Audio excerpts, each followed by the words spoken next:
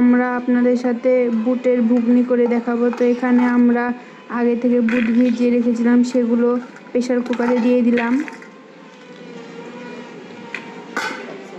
তারপর এখানে 1 চামচ লবণ দিব, তারপর হাফ চামচ হলুদের গুঁড়া দিব, আর কয়েকটা মরিচ দিব।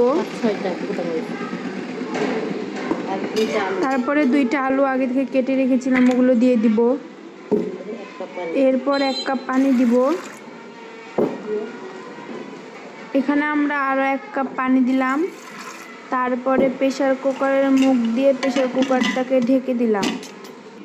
এরপর আমরা প্রেসার কুকারটি চুলার উপর দিয়ে চুলাটি অন করে দিলাম। এখন 2টা সিটি দিব। এরপর আমরা আলুটাকে ভেঙে রোয়ের মতো করে নিয়েছি।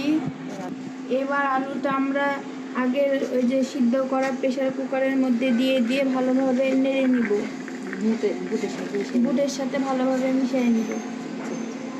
এরপর চুলার উপর আমরা একটি কড়াই নিয়েছি, তারপর কিছু পরিমাণ তেল দিয়েছি। এবার পেঁয়াজ কুচি দিব, তারপর কিছু জিরা দিব, তারপরে ভালোভাবে নেড়ে নিব।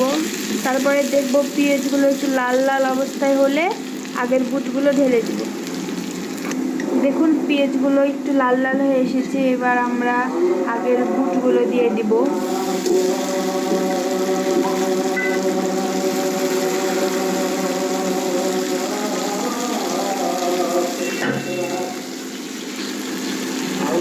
তারপর ভালোভাবে নাড়তে থাকবো।